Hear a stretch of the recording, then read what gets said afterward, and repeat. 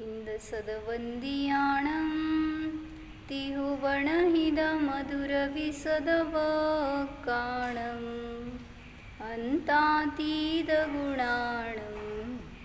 नमो जिनाणं जिदभवाणं। कुंदकुंदाचार्य भगवान की जय। पंचास्तिका संग्रहामध्ये गाथा नंबर, कल हमने 60 नंबर की गाथा देखी थी। 59 नंबर की गाथा में उन्होंने पूर्व पक्ष रखा है कि जीव के जो भाव है, राग द्वेषादि भाव है, उन भावों का कर्ता कर्म है, यानी द्रव्य कर्म जीव के भावों को करता है, ऐसा पूर्व पक्ष है। तो वहाँ पे उत्तर दिया है कि जीव स्व के भाव को छोड़कर अन्य किसी को नहीं करता, वैसे ही हर द्रव्य अपने अपने भावों को ही करता है, अपने अपने परिणमन को ही करता है, अन्य के परिणमन को नहीं करता। तो 60 नंबर की गाथा में बताया था कि जो जीव के भाव है, यानी भाव कर्म लो, जो भाव कर्म है उसका निमित्त द्रव्य कर्म है, लेकिन कर्ता नहीं है। क्या फर्क बताया? जो जीव के भाव है, राग द्वेषादि भाव है, उनका कर्ता जीव ही है, द्रव्य कर्म नहीं है, लेकिन द्रव्य कर्म निमित्त मात्र है। जीव के भाव को कर्म निमित्त है और कर्म के परिणमन को जीव के भाव निमित्त है। लेकिन नदु तेसिम खलुकत्ता, दोनों अपने एक दूसरे के कर्ता नहीं है। न जीव पुद्गल का करता है, न पुद्गल जीव का करता है।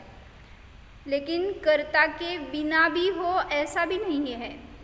इसलिए बताया कर्ता कौन है, तो वही स्वयं यह परिणमति स कर्ता, ऐसे बताया ना समयसार जी में। तो जो परिणमन करता है वही करता है। यह परिणमति स कर्ता, यह परिणामम भवेतु तत्कर्म, या परिणति क्रिया सा।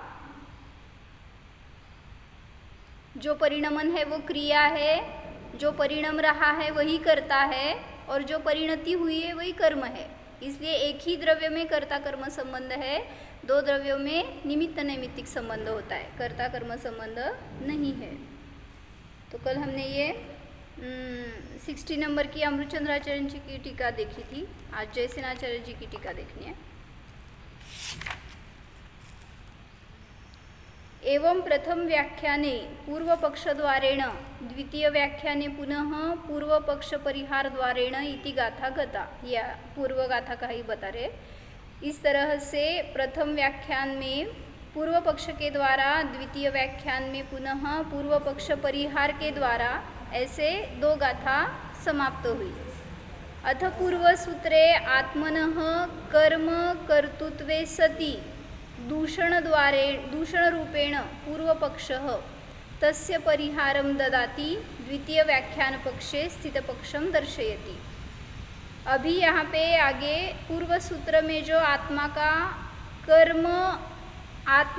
कर्म का अकर्ता है, या आत्मा क्या किया, आत्मनः कर्म अकर्तृत्वे, आत्मा के भावों को कर्म कर नहीं सकता। कैसे भाषांतर किया उसका?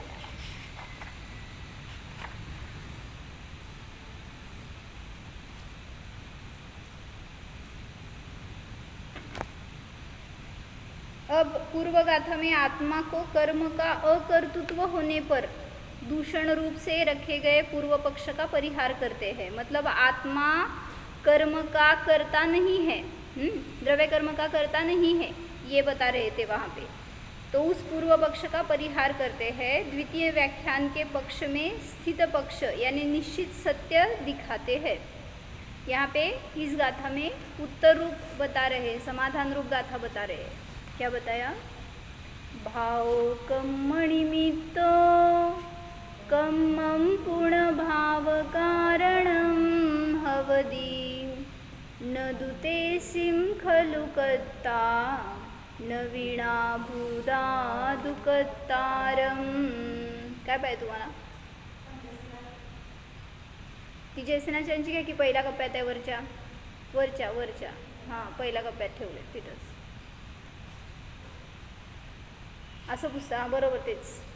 हां, लक्षात ठेवा ते जयसेनाचार्यांचं आहे. असं जरा आता आयडेंटिफिकेशन, लक्षण, संज्ञा लक्षण प्रयोजनावरून काय सांगितलं. भाव कर्म निमित्तो, भाव जे आहे जीवाचे, जीव के भाव कर्म निमित्त से होते हैं, यानी कर्म उसमें निमित्त है.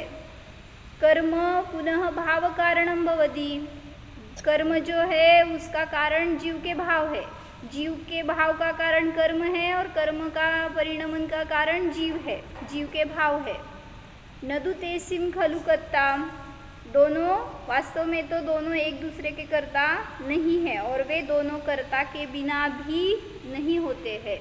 मतलब सभी एंगल से देखो ऐसा बता रहे इस गाथा में. एकांत नहीं है, सभी तरफ अनेकांत है.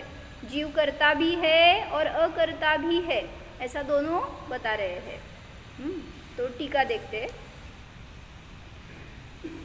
निर्मल चित ज्योति ही स्वभावात शुद्ध जीवास्तिकायात प्रतिपक्षभूतः भावः मिथ्यात्व रागादि परिणामः. निर्मल चित ज्योति स्वभाव रूप शुद्ध जीवास्तिकाय से प्रतिपक्षभूत जो मिथ्यात्व रागादि परिणाम ये भाव है, उसे भाव कर्म बताया. काय झालं. पेज नंबर 103 आहे तुमचं, त्याच्यात नाही आहे. ह्याच्यात आहे की काकी, ह्याच्यात आहे तुमच्या पुस्तकात 103 पेज आहे, तेच काढा.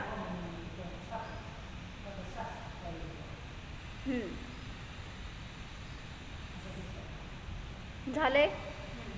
काय सांगायला लागलेत.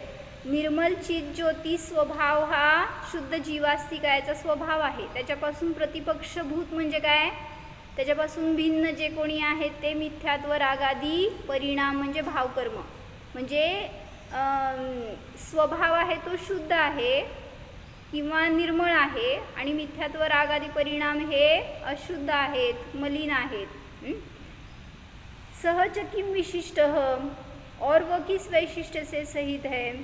कर्मोदय रहितात चैतन्य चमत्कार मात्रात परमात्म स्वभावात प्रतिपक्षभूतम यद उदया. त्याच्यात आहे काकी, काकी त्याच्यात आहे मधली टीका आहे ना, 2 टीका आहेत ना त्यात.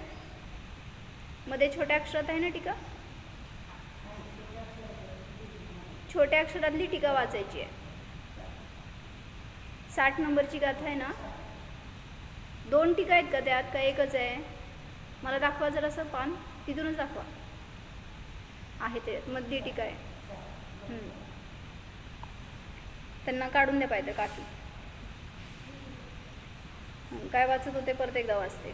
कर्मोदय रहितात चैतन्य चमत्कार मात्रात परमात्म स्वभावात प्रतिपक्षभूतम यद उदयागतम कर्म तत्निमित्तम यस्य सह भवति कर्म निमित्तः. काय सांगायला लागले, क्या बता रहे हैं यहाँ पे. जो जीव के भाव है वो कर्म के निमित्त से हो रहे, या कर्म उसमें निमित्त है, ये इतना ही बताना है. इसके लिए इतना सारा विस्तार किया है. कर्मोदय से रहित जीव का स्वभाव कैसे है ये पहले बताते हैं. उसके बाद में उससे प्रतिपक्षभूत जो अपना पक्ष चल रहा है उसका कथन करते हैं. क्या बताया. पहले अंग प्रविष्ट भाषा से आत्मा का स्वभाव बताएंगे, उसके बाद में कर्म के निमित्त से परिणाम होते ये बताएंगे. कर्मोदय रहित चैतन्य चमत्कार मात्र परमात्मा स्वभाव से प्रतिपक्षभूत. इतना सारा क्यों बताया बताओ.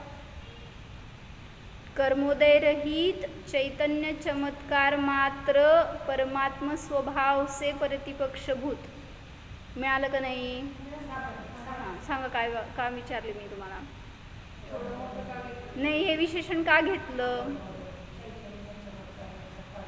हे विशेषण का घेतलं जीवाचं, अन्य विशेषण का घेतलं नाही. ज्ञान दर्शन आनंद सहित असणारा.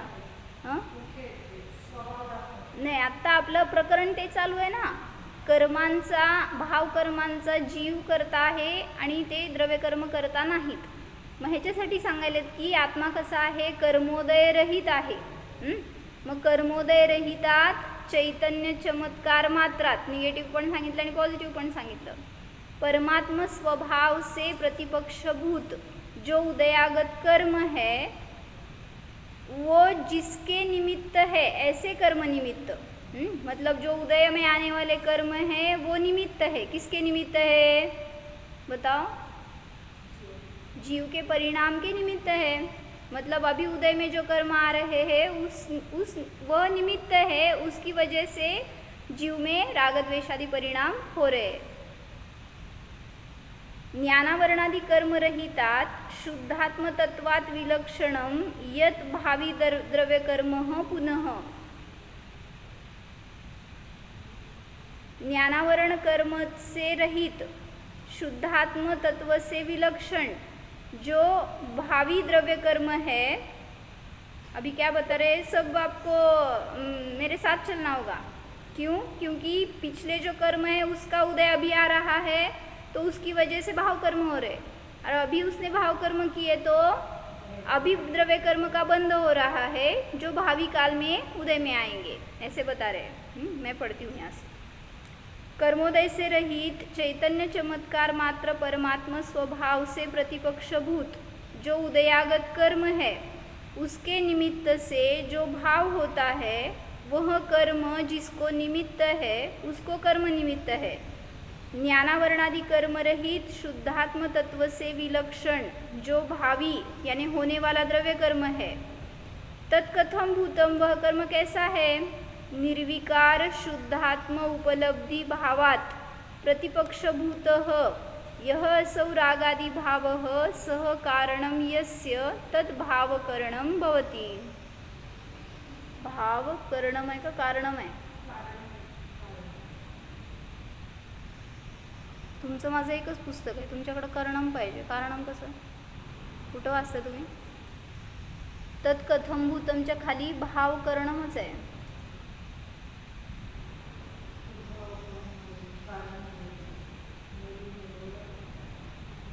कारणम आहे, हां कारण पाहिजे, मग तिथं करणम नको आहे। काय सांगायला लागलेत? वह कर्म कैसा है? निर्विकार शुद्धात्म उपलब्धि भाव से प्रतिपक्षभूत जो यह राग आदि भाव है, वह जिसको कारण हो ऐसा वह कर्म भावों को कारण है, यानी वह कर्म भावों को कारण होता है। म्हणजे कर्म पूर्व के जो कर्म है उनका उदय जीव के अभी वर्तमान परिणाम में कारण हो रहे हैं। पूर्व कर्म का उदय निमित्त है और जीव के परिणाम नैमित्तिक है।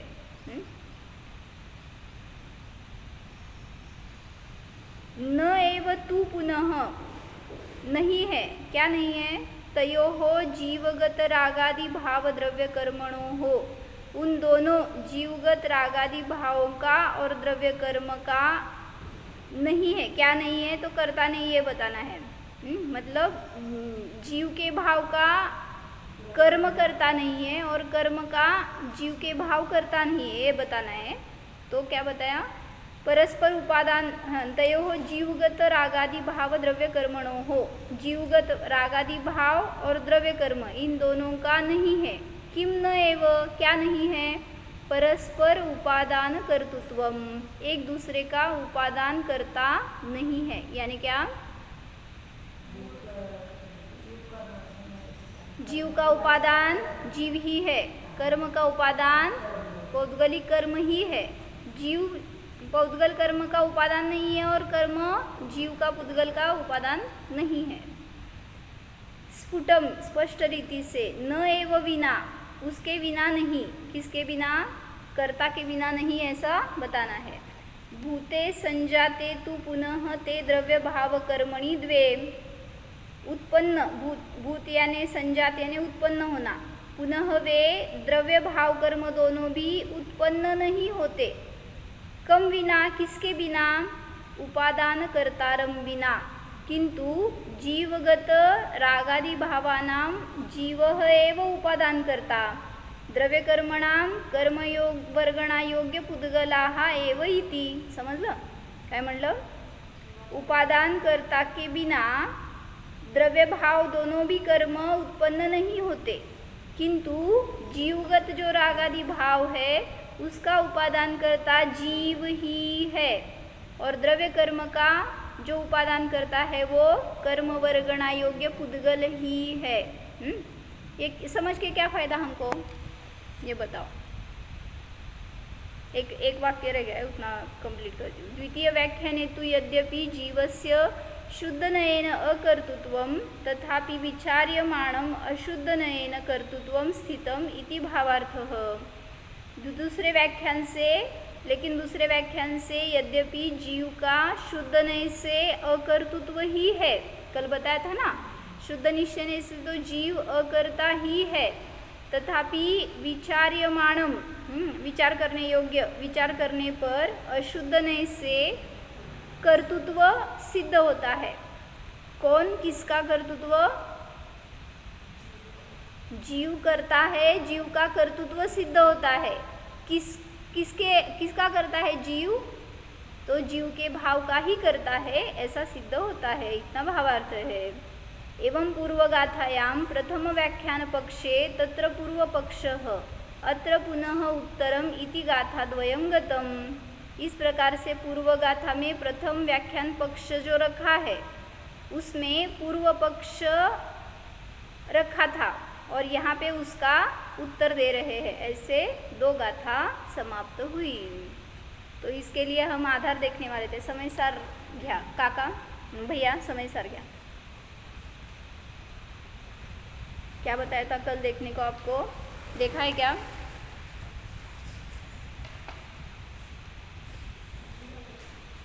जो व्याख्यान अभी हमने पढ़ा तो उसके लिए कर्ता कर्माधिकार पूरा ही पढ़ना चाहिए वैसे तो, लेकिन आप सब पढ़ेंगे ऐसी मुझे आशा है। 69 गाथा से समयसार जी में कर्ता कर्माधिकार शुरू होता है, तो 69 से 144 तक सब कर्ता कर्माधिकार ही है। तो उसमें सब ऐसे ही बताया है कि कौन किसका करता है और कौन किसका कर्म है, कौन किसका निमित्त है और कौन नैमित्तिक है, उपादान कौन है और निमित्त कौन है, ये सब वहाँ पे गाथा बताए हैं। तो अभी ये जो हमारी गाथा चल रही है उसके लिए एग्जैक्ट वही मीनिंग की गाथा बताई। क्या बताया था नंबर? हाँ 81, 82 देखा क्या? देखा है गाथा। बताओ अभी आपका प्रवचन। अरे ज्ञानावरण बांधायचं नसते आपल्याला, जे ज्ञान येतं ते सांगायचं असते। त्याच्या निमित्तात 4 लोकांना कळलं तर मायापेक्षा तुमचे शब्द वेगळे असतील। कोणतरी ज्ञानी झालं तर आपलं ज्ञानावरण कर्म नष्ट झालं। तो उसका हेडिंग है वही उत्थानिका बता रहे। जीव पुद्गल परिणामयोः अन्योन्य निमित्त मात्रत्वम अस्ति तथापि न तयोः कर्तृकर्म भाव इति आह। समजलं का ढोबळ? तर काय म्हणले? जीव पुद्गल परिणामांचं अन्योन्य म्हणजे परस्पर निमित्त मात्रपणा आहे, निमित्त मात्रत्वच आहे फक्त। तथापि न तयोः कर्तृकर्म भाव, पण त्यांच्यामध्ये कर्ता कर्म भाव नहीं। तो ये बता रहे जीव और पुद्गल परस्पर में निमित्त रूप है, परस्पर के कर्ता नहीं है। हमने देखा था अगर कर्ता बन गए तो क्या होगा? अगर जीव कर्मों का कर्ता हो गया तो क्या होगा? या कर्म जीव के कर्ता हो गए? कर्म जीव के कर्ता हो गए तो कर्म रूप हो जाएंगे। और कर्म रूप व्हावं लागेल ना, त्या रूप झालं तर कर्ता म्हणतो। और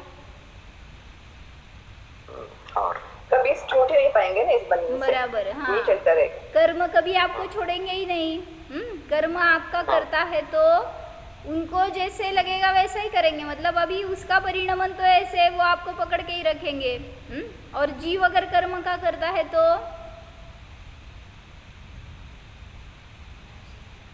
सावधान बर का, मला काय उत्तर देणार आहे ते तुमच्यावर घटवणार मी। अगर जीव कर्म का करता हो तो क्या आपत्ति आएगी? हाँ? नाही, मी कर्मांचा करताय ना, त्यामुळं मला पाहिजे तर मी कर्मांना ठेवून घेईन, नको वाटलं तर सोडून देईल, त्यामुळं तिथं नाही मुक्तीमध्ये बाधा। मला नको मी सोडून दिला असं होईल। पण जर मी कर्मांचा करता आहे म्हणलं तर आपण कर्माला बांधल्यासारखं होईल ना, आपण बांधतोय त्यांना बांधतो। कोण बांधायची इच्छा करेल? मी जर कर्मांचं करताय तर कोण कर्म करणारच नाही. म्हणजे काय म्हणायचंय, सर्वदा एव मुक्त प्रसंग, मग असं म्हणावं लागेल. म्हणजे तुम्ही संसारामध्ये कोण कर्माला घेणारच नाही जवळ. तुम्हाला माहिती आहे कर्म दुःख देणारं आहे, त्यांचा आश्रव बंध मला संसार वाढवणारा आहे. तर मी जर कर्मांचा करता झालो तर एक द्रव्य दुसऱ्या द्रव्याचं परिणमन करेल. हां, मग जे साता वेदनी आहे त्यालाच तुम्ही धरणार, असाता वेदनीयाला बाजूच्याकडे टाकणार. हां, आणि मी कर्मांचा करता म्हणजे परद्रव्याचा करता झालो तर सगळी व्यवस्थाच बदलून जाईल ना. कारण घरामध्ये मला कोणाचं वाईट होऊ नये हे माहिती आहे, मग सगळ्याचं चांगलं घडवणार मी. मग काय म्हणायचं, संसारात कोणाला दुःख राहणारच नाही आणि मग कोण धर्माचा पुरुषार्थच करणार नाही. म्हणजे किती मोठी आपत्ती येईल. म्हणजे मला अगर मैं सुख चाहता हूँ तो सुखरूप कर्म को ही मैं आश्रव बंद करूँगा, तो संसार में सभी जीव संसार करते करते ही सुखी हो जाएंगे. तो कोई धर्म नहीं करेगा, कोई मुक्ति का पुरुषार्थ नहीं करेगा, सम्यक दर्शन का, सब ये व्यवस्था ही बदल जाएगी पूरा. इसलिए एक द्रव्य दूसरे द्रव्य का कर्ता नहीं है, यही बता रहे हैं. जीव और पुद्गल के परिणाम अन्योन्य निमित्त मात्र रूप है, लेकिन उसमें कर्ता कर्म भाव नहीं है. इतनी स्वतंत्रता दिखानी है. अगर आप ये पढ़ेंगे ना कर्ता कर्माधिकार, तो कैसे पुद्गल का परिणमन अपने से भिन्न स्वतंत्र रूप से चल रहा है ये दिखेगा. हम कर रहे हैं ऐसा नहीं देखेंगे. हम क्या बता रहे, मेरे कर्म मेरे पास ही है, अभी आश्रव बंद रूप से सत्व रूप से मेरे पास ही है कर्म पूर्व के, तो उनका परिणमन भी मैं नहीं कर सकता. लेकिन उनका परिणमन कैसे चल रहा है ये देख सकते हैं हम विजुअली इस गाथाओं में से. मैं परिणाम सिर्फ कर रहा हूँ और उसकी वजह से उस कर्म में क्या क्या हो रहा है ये सब हम इसमें देखते. मतलब ये पिक्चर चल रहा है, जो कर्ता कर्माधिकार है ना, एक टाइप का पिक्चर है. देखो ऐसे सभी गाथाओं में आप स्वयं को डाल के देखो तो क्या हम परिणाम करते हैं और कर्म कैसे परिणमित होते हैं, सब दिखता है. आपने सिर्फ कषाय किए, आपने क्रोध कषाय किए तो कर्म में कितनी सारी उलाढाल हो रही है, कैसे पता चलता है आपको. काय काय होतंय हे बघितलं तर घाबरून जाईल जीव. जसं म्हणलं ना की तुम्ही नुसती एक गोळी खाल्ली, काय त्या अँटीबायोटिक खाल्ली म्हणा किंवा काय स्टिरॉइड्स वगैरे घेतले, काय होतं त्याच्यानी, तुम्ही म्हणता रोगापासून मुक्त झालो, पण त्याची किती मोठी प्रोसेस चालू झाली आहे. पण तुम्ही कुठं काय करताय, होऊ लागलंय ते सगळं. जेव्हा जाऊ दे, कशाला अशुद्ध औषधाचं उदाहरण, जेवण केलं आपण, त्यांनी ते पण गाथा घेतली आहे कुठं. हां, जहपुरी सेणाहारो गहिओ परिणमयी सो अणेय विहम मनस वसारुहिरादी भाव उयरगी संजुत्तो. जो आपने आहार ग्रहण किया ना, उस आहार को सिर्फ पेट में पहुंचाना है, बस पहुंच गया तो वहाँ पे उस एसिड के निमित्त से वो 7 धातु रूप से सहज परिणमित हो जाता है. आपने क्या किया, उसको रक्त रूप करना है, मांस रूप करना है, बस अपना कर्तव्य ही नहीं है. कितना करता है, उसका परिणमन चल रहा है उसके टाइम अनुसार या उसके संयोग अनुसार. तो हमने उसमें कुछ भी नहीं किया, सिर्फ आपको ग्रास उठाकर आपने रखा है, तो उसके बाद उसका परिणमन सप्त धातु रूप से शुरू हो गया. वैसे ही आपने सिर्फ एक परिणाम किए तो उसमें 7 कर्म आ गए. अगर आयु कर्म है तो 8 कर्म, और उनका परिणमन शुरू हो गया. मतलब आश्रव हो गया आपके परिणाम के निमित्त से, और वहाँ पे उसकी स्थिति पड़ गई, उसके अनुभाग क्या मिलेगा, सब रचना हो गई उसमें ही, सिर्फ आपके एक परिणाम की वजह से. तो इसी वजह से ये बताया था. एक बार ऐसे प्रश्न आया था कि जो तत्वार्थ सूत्र में हमने अलग अलग कर्म के अलग अलग आश्रव कारण बताए ना, आश्रव के दर्शन मोहनीय का कारण अलग है, चारित्र मोहनीय का कारण अलग, आयु कर्म का, गति का, ऐसे सब के कारण अलग अलग बताए हैं. तो एक समय में हमने एक परिणाम किया तो वहाँ पे कितने कर्मों का आश्रव हो गया, 7 कर्मों का. 7 कर्म का आश्रव हो गया. फिर आपने क्यों ऐसे स्पेसिफिक सूत्र बताए कि इसकी वजह से इसका आश्रव होता है. हाँ, कैसी किसकी मुख्यता किसकी उस समय में मुख्यता? मुख्य रूपाने जास्त त्याचे परमाणु होत त्या रूपाने म्हणजे प्रदेश बंद जो झालाय तर मग ती प्रकृती बंद होत असताना विशेष रूपाने तिकडे ते परमाणु जाणार बांधलेले. काय पडलं म्हणायचं त्याच्यामध्ये? हा? हा, अनुभाग म्हणायचं. म्हणजे ज्याचा अनुभाग जास्त पडतोय ना त्याचं ते कारण आहे असं म्हणलं जाणार. म्हणजे म्हणलं ना, बहुआरंभ बहुपरिग्रह हे नरकाच्या आयुचं कारण आहे. बहुआरंभ काय सूत्र म्हणा? बहुआरंभ परिग्रहत्व नारकस्य आयुष्य. मग नरकाच्या आयुचं ते कारण का म्हणलं? त्याच परिणामाने तुम्हाला असाताचा पण आश्रव होतोय, त्याच्यानी अंतराय कर्म सुद्धा बांधलं जात आहे. पण तिथे सांगितलं त्या आयुकर्मामध्ये त्याचा अनुभाग जास्त पडतो त्या परिणामांच्या निमित्तात, म्हणून म्हणलं गेलं की ते परिणाम तुम्हाला त्या कर्मबंधाचं कारण आहे. अन्यथा एका परिणामात तर 7 कर्मांचा आश्रव बंद होतोय. पण तरीसुद्धा म्हटलं की विशिष्ट हेच कर्म त्या परिणामांनी बांधलं गेलं असं म्हणत असताना तिथं त्याला त्याचा भाग जास्त मिळाला एवढंच. ह्याच्यासाठी काय सांगत होते मी? कोणतं काय तर विचारलं. तुम्ही काय विचारत होता का दीपाली भाभी? ही जी गाथा आहे भोजन संबंधी ती मोक्षमार्ग प्रकाशक मध्ये पण असं केलं तुम्ही उदाहरण सांगितलं भोजनचं आणि कर्माचं. ह्याच्यात आहे ना समयसार. समयसार मध्ये आहे ना समोर अधिकार मध्ये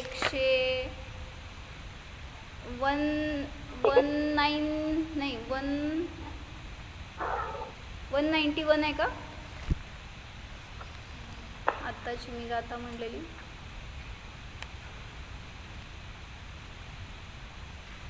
मग मागच्या अधिकारात असेल 179 असेल 178-79.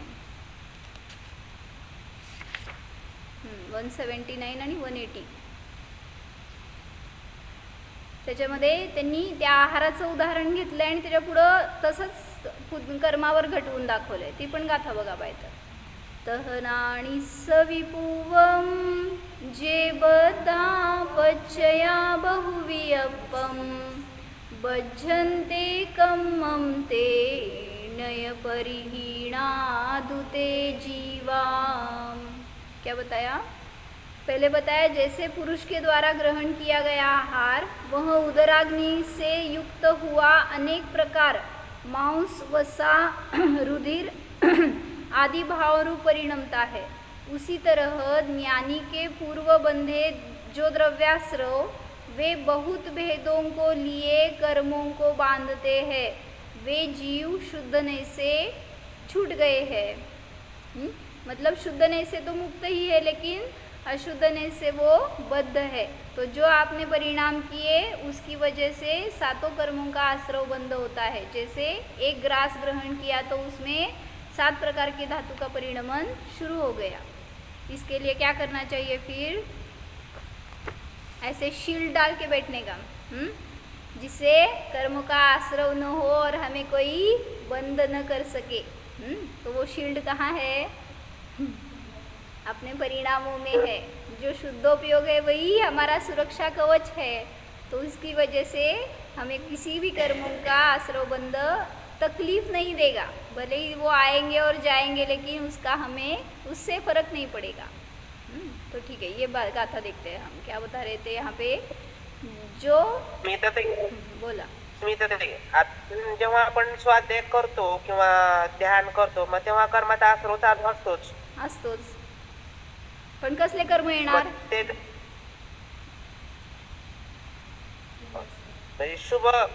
शुभ कर्म. बरोबर. शुभ कर्म प्रकृतींचा आश्रव बंद होणार. एवढंच काय, तुम्ही जेव्हा शुद्धोपयोगात आहे तेव्हा तर का आश्रव बंद थांबलाय का चालू आहे हो दीपाली भाभी? चालू. कसं? 10व्या गुणस्थानापर्यंत आहेच की. 13वे पण सांगितले ते 13व्या गुणस्थानात सुद्धा शुद्धोपयोगी आहेत. म्हणजे 7व्या गुणस्थानाच्या वर तर हा चालू आहे की नाही आहे. हा, म्हणजे कर्मांचा आश्रव निरंतर आहे. त्यामुळं ध्रुव आश्रवी ध्रुव बंदी अशा अनेक प्रकृती आहेत. त्यामुळं त्याच्यामध्ये तुम्ही काय करायचं नाहीये. तुम्हाला करायचं कुठं आहे? परिणामांमध्ये करायचंय. म्हणजे काय म्हणायचं, नळ वरच्या टाकीचं चालूच आहे हो. खालच्या टाकीचं, त्या टाकीचं खालचं नळ जर चालू ठेवलाय तर निर्जरा चालू राहणार आहे. तुम्ही वरचं बंद करू शकत नाही आता, पण निर्जरित तर करू शकतोय. म्हणजे करायचं नाही आहे काय तिथं आपल्याला. जे आपले परिणाम करतोय त्याच्या निमित्तात निर्जरा होऊ शकते. पण आपण खालचं बंद केलं आहे आणि वरचं चालू ठेवलं आहे तर ओव्हरफ्लो व्हायला लागलं आहे. तरीसुद्धा सुखीच आहे आपण. का हो, संसारात ना असं वाटतंय का बाहेर पडावं. ते कर्म ओथंबून व्हायला लागले तुमच्याकडं, पण नाही, ते जायला तयार नाहीत आणि तुम्ही सोडायला तयार नाही. हां, तर हे गाथा बघू आपण. इथं सांगतायत काय, जीव आणि पुद्गल परिणाम ह्या दोघांमध्ये कर्ता कर्म संबंध नाही, नसतो, नसणारच. जीव परिणाम हेदुम कम्मतं पुद्गला परिणमन्ति पुद्गलकम्मनिमित्तं तहेव जीवो विपरिणमयी. काय सांगितलं अर्थ? जीव समजण्यासारखं काय, जीव परिणाम हेतून, जीव परिणामाच्या हेतूने पुद्गला कम्मत्तम परिणमंती, पुद्गल द्रव्य कर्मरूप से परिणमित होता है, और पुद्गल कम्म निमित्तम तहेव जीवो भी परिणमयी. बताओ अर्थ क्या? पुद्गल कर्म के निमित्त से वैसे ही जीव परिणमित होता है. दोनों सिर्फ बोला ना वहाँ पे निमित्त नैमित्तिक संबंध है. उदाहरण दो एक ऐसे, उसका कार्य उसमें चल रहा है लेकिन ये उसमें जसं म्हटलं ना मागे एकदा सांगितलं होतं, कालद्रव्य प्रत्येक प्रदेशावर आहे. कालद्रव्य स्वयं परिणमन करायला लागलंय आणि तुम्हाला वाटतं तुमच्यामध्ये त्यांनी मदत केली किंवा तुम्हाला त्यांनी परिणमवलं. म्हणजे त्याचं कार्य ते त्याच्या प्रदेशात करतंय, तुम्ही त्या प्रदेशामध्ये गेला की तुम्हाला ते निमित्त ठरलं परिणमनामध्ये. तुमचं परिणमन तुम्ही केलंय, कालद्रव्याचं कालद्रव्याने केलंय, पण तरीसुद्धा एकमेकांचे ते सहकारी झाले. जसं तुम्ही ते औषध खायला आणि निरोगी व्हायला. कोणी केलं हो निरोगी तुम्हाला? रोग कसा दूर होतो? औषध खाल्ल्यावर. मग कोणी रोगी राहणारच असा नाही. कर्माचा उदय संपला, हां, असा आता उदयात तिथं संपला आणि सातत्य सुरू झाला म्हणून. पण निमित्त औषध आहे की तुम्ही असं. कर्माकडे जायला लागलाय. मी आपल्या इकडं विशुद्धीकडे जायला लागली आहे. मला बरं, वाटलं विशुद्धी सांगाल तुम्ही. सगळ्यात ते पण महत्वाचं कारण सांगितलं. निरोगी. निमित्त नैमित्तिक सांगताय म्हणून म्हटलं हो. हां, बरं. तर आपण रोगी होतो का? बरं रोगी होतो, रोगी का झालो आणि निरोगी का झालो? कोणी केलं तुम्हाला रोगी आणि कोणी निरोगी केलं? कुठल्या डॉक्टरकडे जायचं का कुठल्या मेडिकलमध्ये जायचं?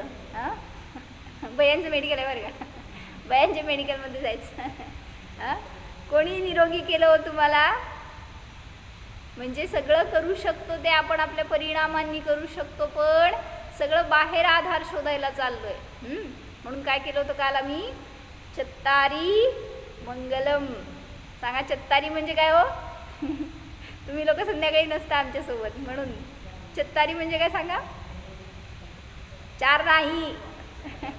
म्हणून तर दुसरा अर्थ समजला म्हणून सांगतोय. चत्तारी म्हणजे काय? कोण होतं रात्री सांगा? हाँ, चत्ता अरी ऐसे दो शब्द है उसमें. विजुगा की चत्ता यानी त्यक्त्वा, अरी यानी शत्रु. जिसने शत्रु को छोड़ दिया है, ऐसे चत्तारी. कौन? अरिहंत, सिद्ध, आचार्य, उपाध्याय, साधु, ये आप बता रहे हैं या केवली प्रणीत धर्म. ये चत्तारी मंगलम ऐसे बोल रहे हैं ना, तो उसमें चार ये एक अर्थ बताते हैं, लेकिन उसका मूल अर्थ ऐसा किया है, जिन्होंने कर्म शत्रुओं को छोड़ दिया है, ऐसे अरिहंत सिद्ध, वो मंगल है, उत्तम है और शरण है. और दूसरा क्या बताया? जो कर्म शत्रुओं को छोड़ रहे हैं, ऐसे वो आचार्य, उपाध्याय और साधु, वो चत्तारी. वो भी मंगल है, उत्तम है, शरण है. और आगे केवली प्रणीत धर्म के लिए क्या बताया? जिससे कर्म छूट जाते हैं, ऐसा वो केवली प्रणीत धर्म, वो भी चत्तारी है. यानी मंगल है, उत्तम है और शरणभूत है. समझ में? कशामध्ये आलं? हे वर्णित. चत्ता याने छोडता. हाँ जिन्होंने छोड़ दिए हैं ऐसे अरिहंत सिद्ध, जो छोड़ रहे हैं ऐसे आचार्य उपाध्याय साधु, और जिससे छूट जाते हैं वो केवली प्रणीत धर्म, वो सभी हमारे लिए मंगल उत्तम और शरण है। ये वर्णी जी के प्रवचन में आए हैं, देव पूजा प्रवचन में है। तो ऐसे उन्होंने अर्थ किया है, वो अच्छा लगा। चत्ता यानी त्यक्त्वा, छोड़ दिया है या छोड़ना, छोड़ के, ऐसे सभी अर्थ लगते हैं उसमें। तो हम चत्तारी यानी 4 ही लगाते हैं अर्थ, लेकिन ये भी अर्थ है वहाँ पे। तो ऐसे वो अरिहंत सिद्ध हमारे लिए आदर्शभूत है, वो मंगल है, वही शरण है, उत्तम है। इसलिए गए उधर हम। हाँ, तो जीव के परिणाम कर्म में निमित्त है, कर्म के परिणाम जीव में निमित्त है, लेकिन कर्ता कर्म नहीं है। दूसरी गाथा में वही बता रहे, न विकुवै कम्म गुणे जीवो कम्मं तहेव जीव गुणे अन्योन्य निमित्तेन दु परिणामं जानदोन्नम्पि।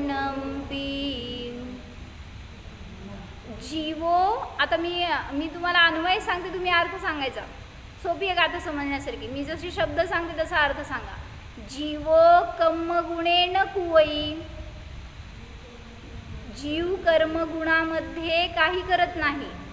कम्मम जीवगुणेन विकुवई, कर्म जीव के गुण में वैसे ही, तहेव यानी तसेच, तथा एव वैसे ही कर्म जीव के गुण में कुछ नहीं करता। अन्योन्य निमित्तेन परिणामम जान दोन्नम्पि, दोनों के परिणाम अन्योन्य निमित्त है, बस इतना जानो। एक में के सिर्फ निमित्त मात्र है। आगे बता रहे, एण कारणेन दुःखता आदासेन भावेन पुगलकं कयाणं न दुःखता स्वभावाणं। एण कारणेन, इस कारण से, आदा यानी आत्मा, सैण भावेन कत्ता, स्वभाव का ही करता है। स्वभाव, अपने भावों से आत्मा करता कहा जाता है। पुद्गल कर्म कयाणम, पुद्गल कर्म कृत, पुद्गल कर्म से किए गए, स्वभावाणम न दुकत्ता, पुद्गल कर्म कृत जो सब भाव है उनका करता आत्मा नहीं है, यानी द्रव्य कर्म का करता आत्मा नहीं है। करता किसका है? तो इस वजह से मुझे जो लाइफ मिली है ना, मुझे जो जीवन मिला है, जो संयोग मिला है, जो शरीर मिला है, सबका कर्ता कौन है? मैं स्वयं हूँ। इसके लिए ऐसे आप कभी सोचते हैं क्या कि मैं क्यों हूँ? ऐसे कभी सोचा है आपने? मैंने बहुत बार सोचा है। क्या सोचा? अभी मीच काय असं फार वेळा विचार केला मी। जेव्हा अज्ञानी होते तेव्हा तर लय वेळा करायची, पण आता ज्ञानी झाल्यावर, म्हणजे ज्ञानी झालं असं नाही, पण जे काय आता ज्ञान झालंय त्याच्यावरनं पण हे विचार सारखा येतो की मीच काय, मी आमांच्या ठिकाणी का नाही, किंवा मी अन्यांच्या ठिकाणी का नाही। असं अन्य सगळ्यांचं लाईफ बघितल्यावर असं वाटते की माझ्यासाठी मीच आहे, आणि मग मीच काय। आता तुम्हाला कसं सांगायचं मला नाही कळत आहे, पण तुमचा तुम्ही प्रश्न स्वतःशी विचारून विचार करा त्याच्यावरून। म्हणजे आपल्याला मी कोण आहे, म्हणजे काय म्हणायचं, जसं हे सगळं सांगितलं शास्त्रामध्ये, जीव स्वतंत्र आहे, प्रत्येकाचं परिणाम त्याच्या अधीन आहे, त्याचे कर्म त्यांनी केले, त्याचं फळ त्याला मिळतंय, सगळं सांगितलं की शास्त्रामध्ये हो। पण मी माझ्या ठिकाणी मला असं का, किंवा मी असा का, हां सगळं ते सगळं वाचताना असं तिथं शब्दच वाटते तो, पण असं प्रॅक्टिकली जेव्हा तुम्ही ध्यान कराल ना, त्यावेळेस तिथं विचारात घ्या की मीच का। आता इथंपर्यंतच, त्याच्यापेक्षा पुढं काय विस्तार करू शकत नाही। मला जे काय आयुष्य मिळालं, जे काय संयोग मिळाले, आईवडील मिळाले, संयोगीजन मिळाले, मला असेच का मिळाले।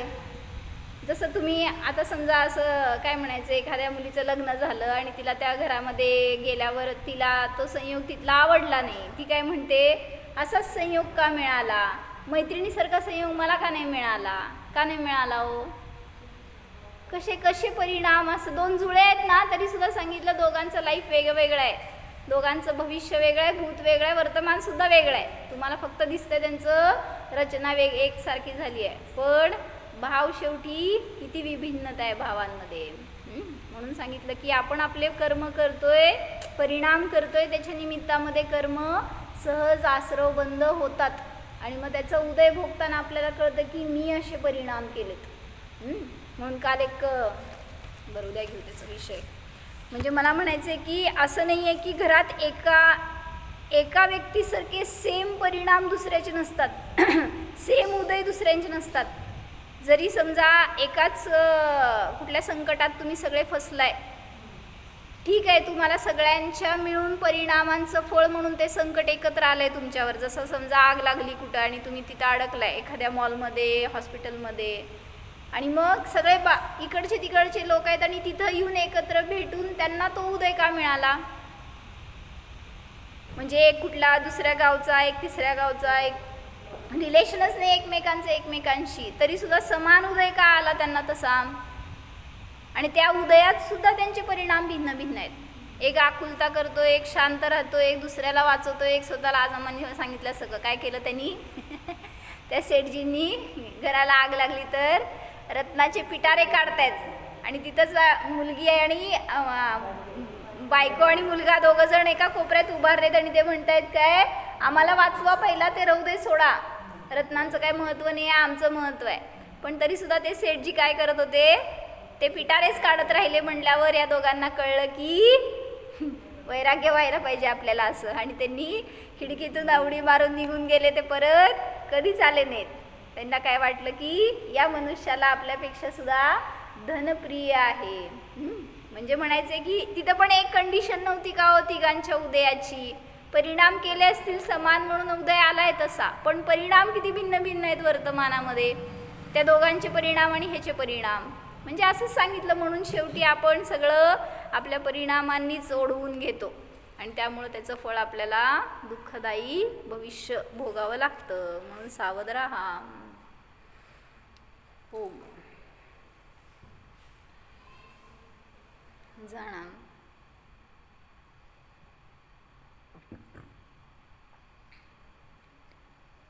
कर्मापासून स्वतंत्र असा स्वभाव जाणा. कर्म जड आहेत, अचेतन आहेत, माझ्यापासून सर्वथा भिन्न आहेत. मी कर्मांचा करता नाहीच, कर्म माझे करता नाहीतच.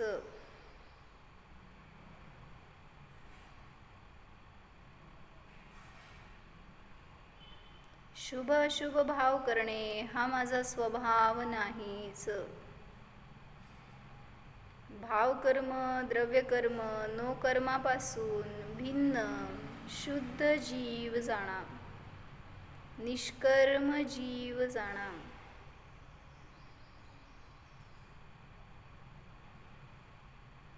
अस्पर्शी स्वरूपोऽहम् शुद्धोऽहम्. ओम